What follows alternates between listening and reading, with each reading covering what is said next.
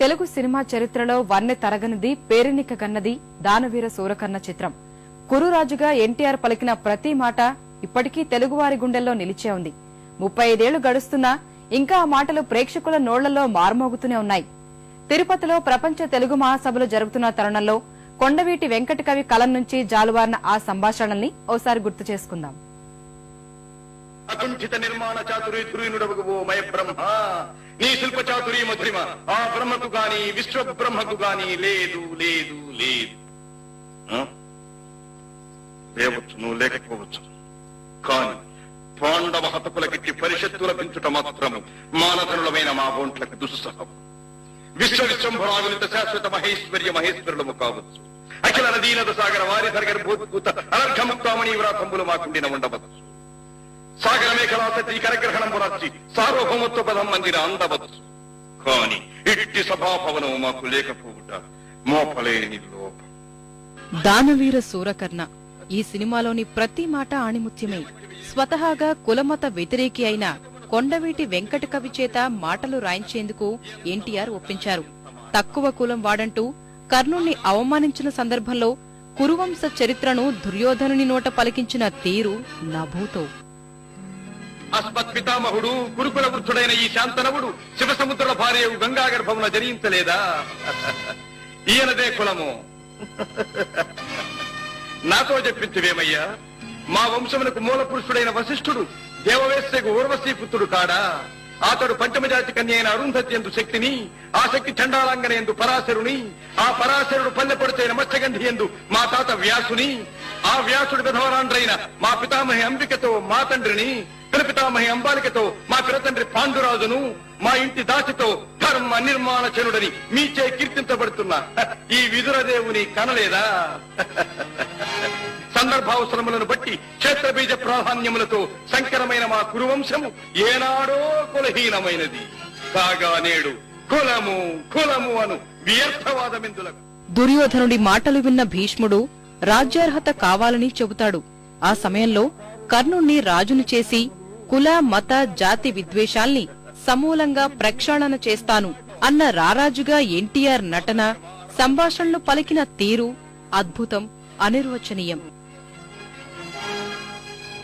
అయిన మా సామ్రాజ్యములో సస్యశ్యామలమై సంపద విరామమై వెలుగొందు అంగరాజ్యములకిప్పుడే ఇతని మూర్ధాభిషిక్తుని గావించుతున్నాను. సోదరా దుశ్శాసన, అనర్కనవరత్న శక్తి కిరీటమును వేగము గదెము. మామా గాంధార సార్వభౌమ, తురిచిన మణిమయ మండిత సువర్ణ సింహాసనమును తెంపము. పరిజనులారా, పుణ్యభాగీరథీ నదీతో అందుకొనుడు. కళ్యాణ భక్తులారా, మంగళ సూర్యారవములు సుస్వరముగా మ్రోగ నిండు. వంది మాగధులారా, కర్ణ మహారాజును కైవారములు గావింపుడు. పుణ్యాంగనులారా, ఈ రాధాసుతులకు పాలభాగమున కస్తూరి తిలకమును తీర్చిదిద్ది బహుజన సుకృత పరిపాట సమలబ్ధ సహజ కవచ కైశ వైఢూర్య ప్రభారించోడికి వాంఛలు చలవేగ వీరగంధము విద్యరాల్పుడు. నేను ఈ సకల మహాజన సమక్షమున పండిత పరిషత్ మధ్యమున సర్వదా సర్వథా శతథ సహస్రథ ఈ కులకలక మహాపైక్యలమును శాశ్వతముగా ప్రక్షాళన గావించెదను. కర్ణుడు రాజ్యాభిషిక్తుడయ్యాక ఓ పక్క సుయోధనుడిగా, మరో పక్క కర్ణుడిగా ఎన్టీఆర్ నటన, సంభాషణలు పలికిన తీరు అపురూపం, అద్వితీయం, అనన్య సామాన్యం.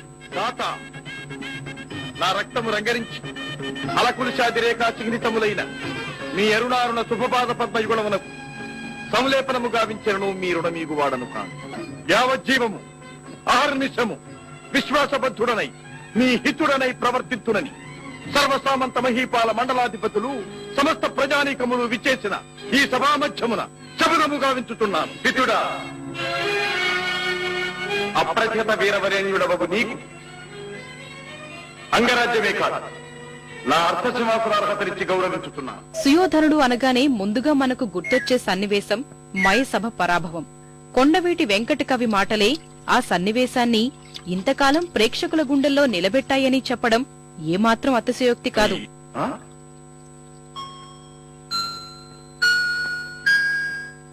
ఏమి సభాభవన గర్భమున సుందర జలచర సంచయ జలాశయమా?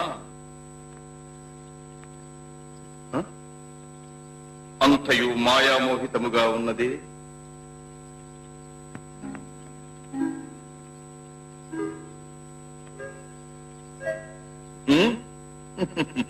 ఇదియును అట్టిది.